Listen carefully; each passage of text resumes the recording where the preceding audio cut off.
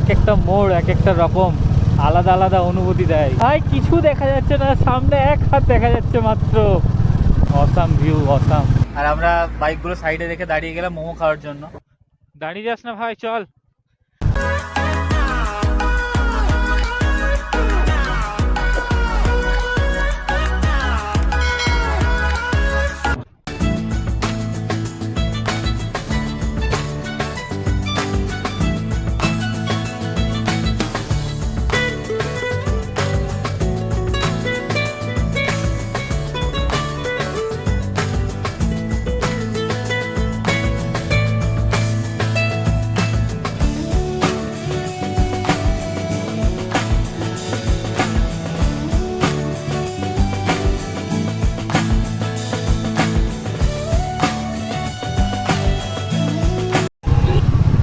এখন বাজে 2:15 আর আমরা এখন বেরোচ্ছি শিলিগুড়ি থেকে টুয়ার্ডস তাকদা। আজকে আমাদের ডেস্টিনেশন তাকদা।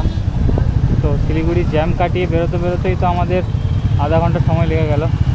বাদ বাকি আমরাও কাল অনেক রাত অবধি ঢুকেছি হোটেলে, তারপর খাওয়া দাওয়া সেরে তারপরে আমরা ঘুমিয়েছি তখন অনেক রাত, তাই সকাল সকাল উঠতে পারিনি, একটু লেট হয়ে গেছিলো।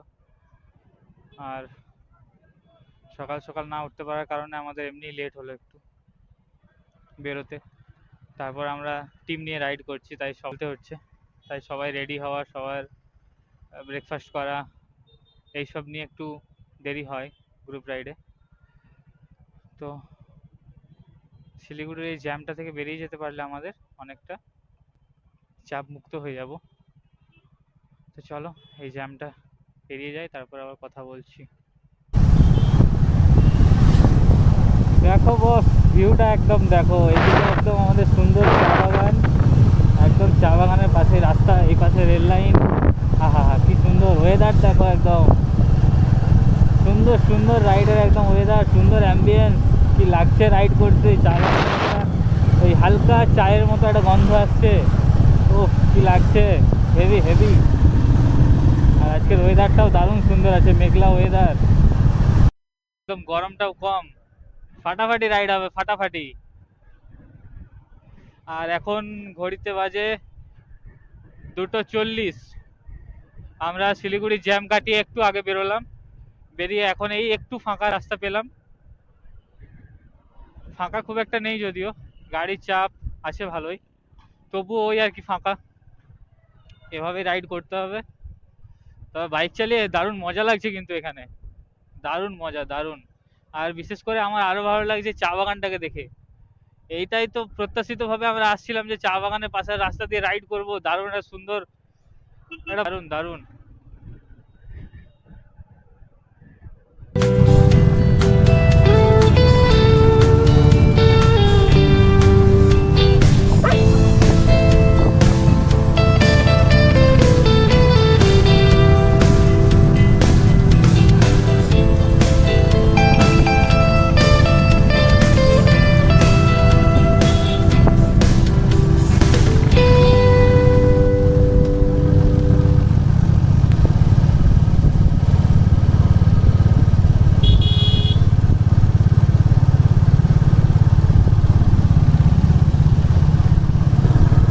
আমরা যাচ্ছি এখন কার্শিয়াংয়ের দিকে, মানে আমরা নেক্সট স্টপ নেব কার্শিয়াংয়ে।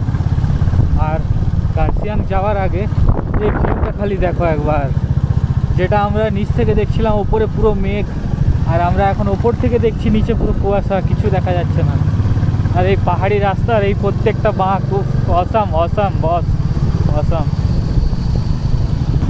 পাহাড়ে যারা না আসবে বুঝতে পারবে না বস, এই এক একটা মোড় এক একটা রকম আলাদা আলাদা অনুভূতি দেয়, প্রত্যেকটা মোড় আলাদা আলাদা অনুভূতি দেয়। তারপর যদি আবার নেচারটা তোমার সাথে দিয়ে দেয় না, মানে এরকম ওয়েদার, এরকম কুয়াশা, এগুলো যদি তোমার সাথ দিয়ে দেয় না, তাহলে বুঝতে পারবে পাহাড়ের আসল মাধুর্যটা কি। যা এখানে কত বড় গাড্ডা দেখো।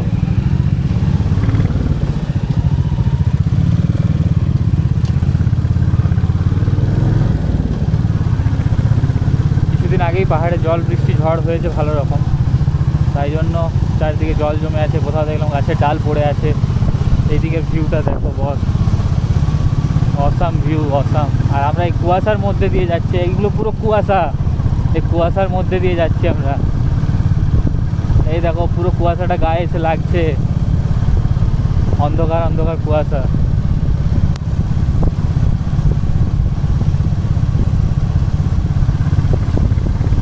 পাহাড়ি ঝর্ণা ছিল ওখানে একটা। আর একটু ওপরে ওঠার পরই দেখলাম এরকম টাইপের গাছ, এই যে এই গাছগুলো নিচে কিন্তু ছিল না, যখন একটু বেশি ওপরে উঠে গেলাম না, এরকম গাছগুলো দেখতে পেলাম।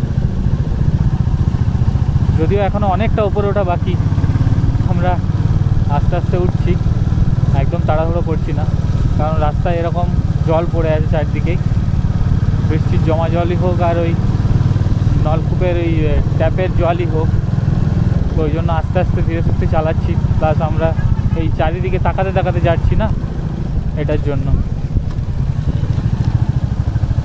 এই দেখো বস, এই দেখো,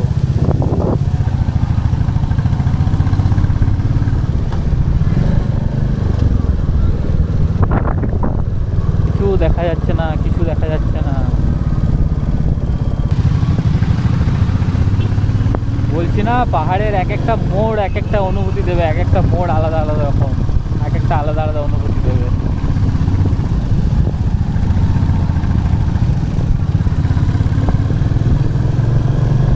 আর সেটা যদি হয় নিজের বাইক নিয়ে নিজে ফিল করতে করতে চালানো, সেটার তো মজাই আলাদা বস, মজাই আলাদা।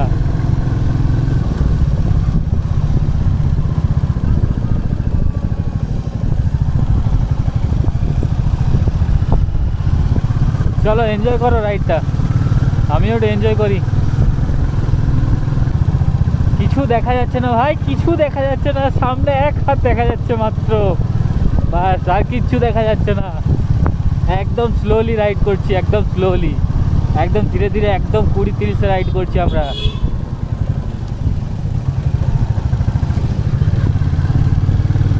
এছাড়া আর কিছু দেখা যাচ্ছে না সামনে। এই দেখো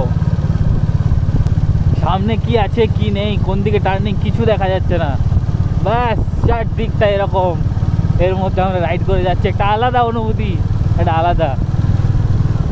সব সময় ওয়েদার তো এরকম থাকে না, এই বৃষ্টি হয়েছে এই জন্য ওয়েদারটা এরকম করেছে। মনে হচ্ছে না ডিসেম্বরের একদম সকালে এসছি আমরা।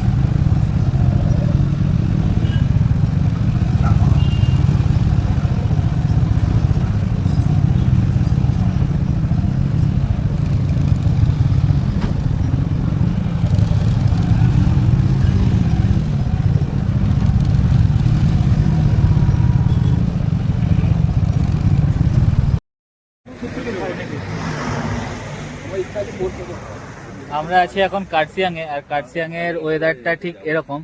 আর এই কুয়াশার মধ্যে এই ওয়েদারে আমরা এখন খাচ্ছি মোমো, এই গরম গরম মোমো খাচ্ছি, আর এরকম একটা ওয়েদার। আর এখন বাজে কটা, 5টা, এখন ঘড়িতে বাজে 5টা। আর আমরা বাইকগুলো সাইডে রেখে দাঁড়িয়ে গেলাম মোমো খাওয়ার জন্য।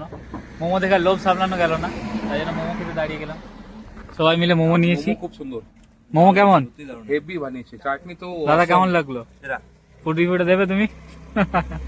বেশ দারুণ লেগেছে বলছে, আর ভাই এখানে ফটো তোলার জন্য বিজি। আর এই হলো এখন ওয়েদার। আমরা কিছুক্ষণ সময় কাটালাম পাহাড়ের সাথে, আর আমাদের নিজেদের সাথে কিছুটা করে সময় কাটালাম গল্প করে, আড্ডা দিয়ে, সাথে চা, তারপর খাওয়া হলো মোমো, তারপরে খাওয়া হলো থুপ্পা, তার সাথে অনেক আড্ডা হলো, অনেক গল্প হলো, সাথে কিছু ফটো তোলা হলো। তারপর আমরা একটু আগে বেরিয়ে গেলাম ওখান থেকে।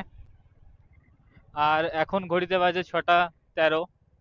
এখনো ঠিক সন্ধে নামেনি পাহাড়ে, হালকা হালকা কুয়াশা নামছে, অন্ধকার হালকা হয়ে আসছে। এমনিতেই তো ওয়েদার খারাপ, কুয়াশাচ্ছন্ন ওয়েদার ছিল এমনিতেই, সেই জন্য একটু আগে থেকেই অন্ধকারটা নেমে যাবে। তো আমরা ওই জন্য বেশি লেট করলাম না, কারণ আমাদেরকে তো অনেকটা যেতে হবে এখনো। এখনো আমাদেরকে 36 কিলোমিটার যেতে হবে। আহ, সেই জন্য আমরা আর লেট করলাম না বেশি। আমরা অল্টিটিউড গেইন করছি আস্তে আস্তে। যেখানে দাঁড়িয়েছিলাম আমরা ওখানে কার্সিয়াংয়ে, ওখানে অল্টিটিউড ছিল 4800। আরো অল্টিটিউড গেইন করব আমরা আস্তে আস্তে। সেই কারণেই সবাইকে বলে দেওয়া হয়েছে, কারো যদি কোনো প্রবলেম হয়, কোনো অসুবিধা লাগে, সাথে সাথে দাঁড়িয়ে যাওয়ার জন্য। আর সবাই একসাথেই রাইড করছি, খুব একটা বেশি ডিস্টেন্স রাখছি না, এতে কি হয় সুবিধা হয়।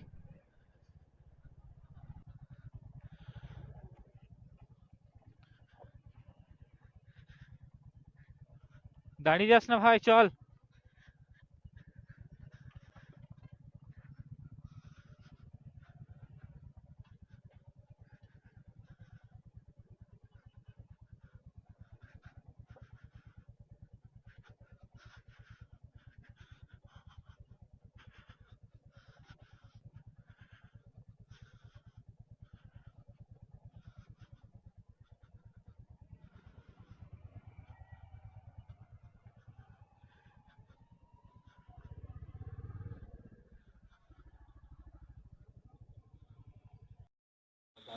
এটা হলো আমাদের তাকদার আজকের হোমস্টে।